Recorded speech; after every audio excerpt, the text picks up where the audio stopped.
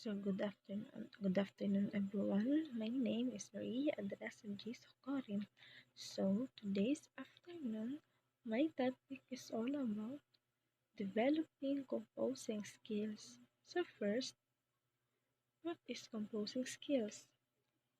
It is focuses to students on narrating, describing, analyzing, comparing, and contrasting. Also, classifying and evaluating at the paragraph level and offers a complete introduction that bridges the gap between the paragraph and the essay level.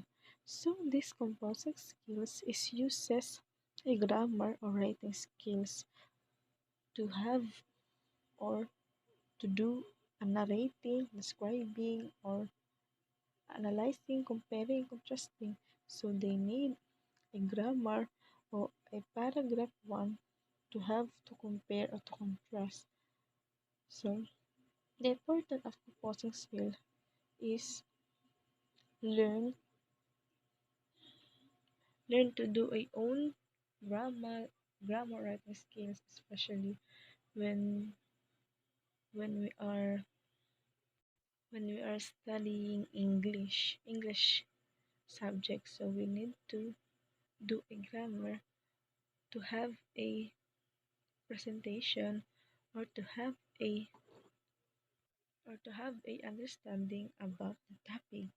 So we need to evaluate the paragraph level, and when we have a writing skill of grammar, we need to have a complete introduction, or we have to fulfill or to perform introduction to have a beautiful one and beautiful presentation about your topic. So you need to have a complete and clear introduction that bridges the gap between paragraph and essay levels.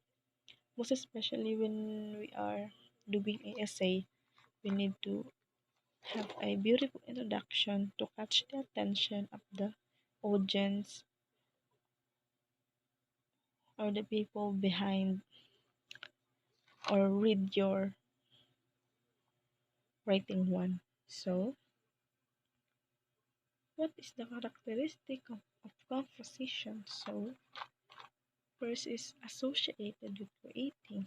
So, this characteristic is we need to associate the writing skill to have a to have a beautiful writing skill, especially when associating one.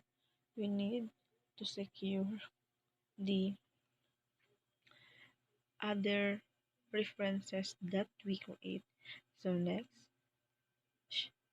of course, characteristic composition is involves writing.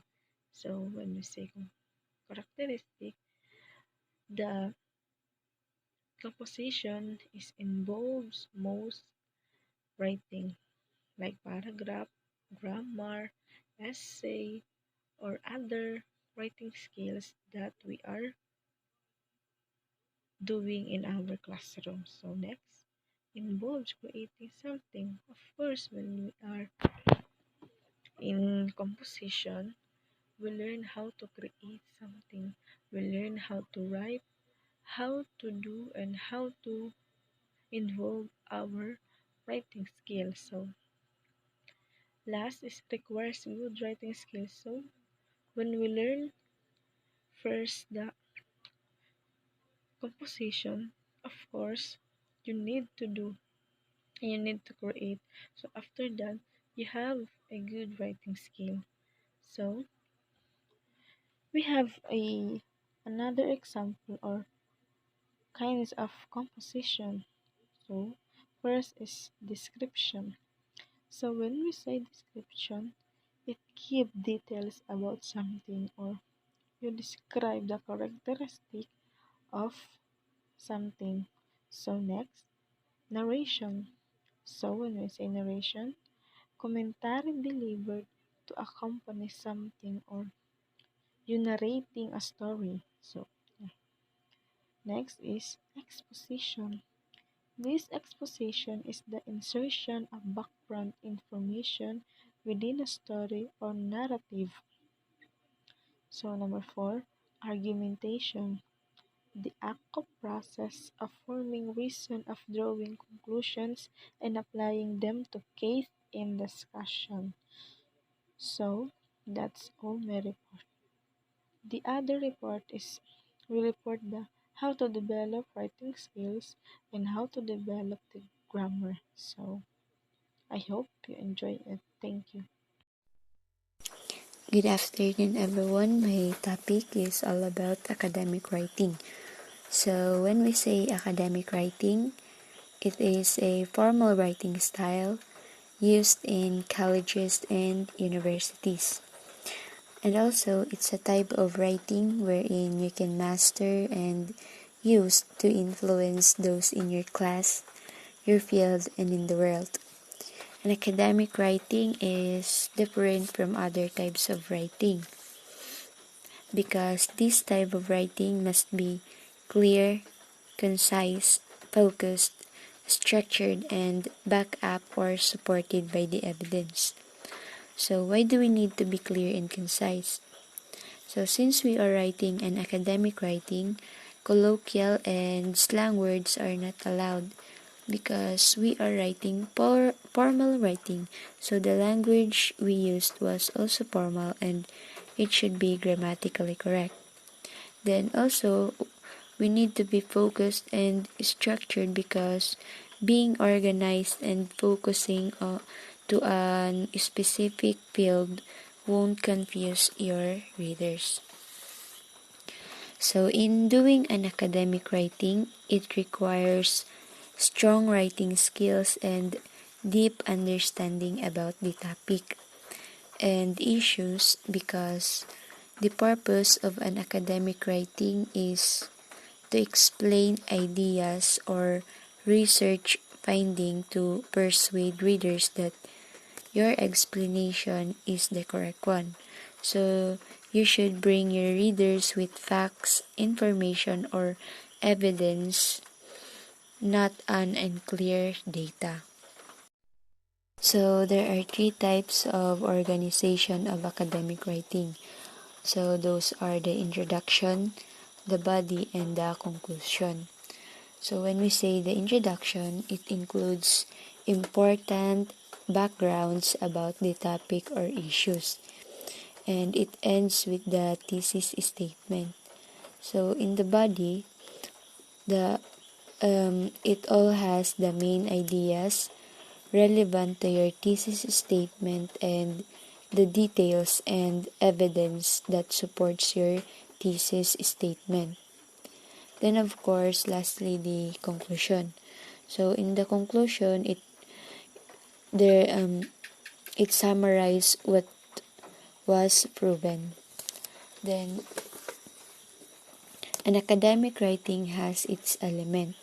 So first, it uses the third person's point of view, which has the pronouns she, he, her, him, they, and them. And it sounds objective because it places a distance from you and the topic and evidence. Then also, it includes academic vocabulary. So be careful not to overuse academic vocabulary. Too much academic, so too much of academic vocabulary can make your sentence hard to read. So there are two types of academic vocabulary. First is the general academic vocabulary, which is common across all fields of study. Then second is the subject vocabulary, which is used in a particular field of study. Then last elements, it includes research, sources, citation, and references. So again, an academic writing, it is a type of writing you can master and use to influence those in your class, your field, and in the world. How to develop grammar. Grammar is the system that structures language, and every language has its own guidelines. But grammar isn't so much about the rules as it is the convention that determine how we speak and write, and it includes spelling, inflecting words for different purposes, and the way words are arranged to form sentences. So here are the 12 tips for learning and developing grammar. First, make a commitment. In learning English grammar, you need a lot of motivation. Once you are ready to begin studying, you need to stick by it until the end. Second, keep grammar book at your disposal. Keeping an English grammar book will allow you to revise what you have learned in class, as well as force you to learn grammar as often as you can. Number 3, utilize grammar app. Nowadays, everyone has a smartphone, so make use of it. You can download a dictionary app and a grammar app. You can use it while commuting or in your free time. Number 4, practice every day. So one of the best ways to improve your grammar is to solve many exercises as possible. English grammar mastery also involves the acquisition of 5 critical skill sets such as reading, thinking, listening, speaking, and writing. Seek every opportunity in your daily activities to practice these skills. Number 5, learn new words. Keep a notebook for new words. Every day, everywhere, you will see new words. When you write them down, you have a record of them that you can use again. Set a target for yourself to learn and use 10 or 20 new words every day. Number 6, read more in English. This is the one step that you can't skip if you want to get a better at grammar. Reading helps you to see how the grammar works.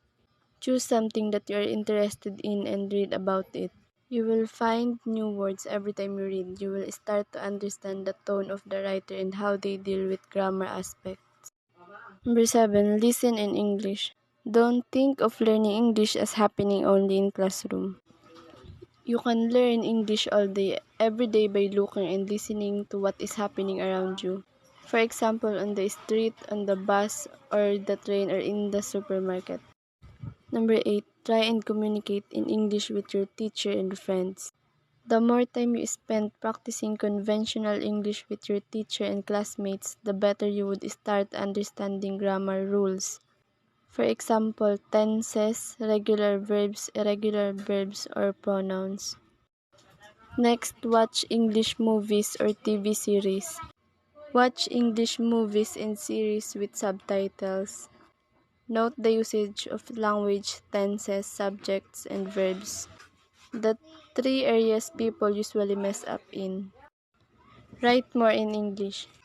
English grammar improvement also involves writing practice in class and writing for your own enjoyment outside of the class. So one of the simple way to practice writing is posting your Instagram, Facebook, or Twitter status in English. Leaving English comments, replies instead of in your mother tongue. Number 11, understand the logic behind a grammar rule. There is always a logic behind a grammar rule. Note down all the rules you've mistaken in previously and figure out why a particular word or sentences is the way it is. Once you get to know its logic, you would never make that mistake again. Ask your teacher for extra help. Feel free to ask your teacher about things that you are not clear about. And also they can help you to identify areas that you can work on and help you to develop revision skills.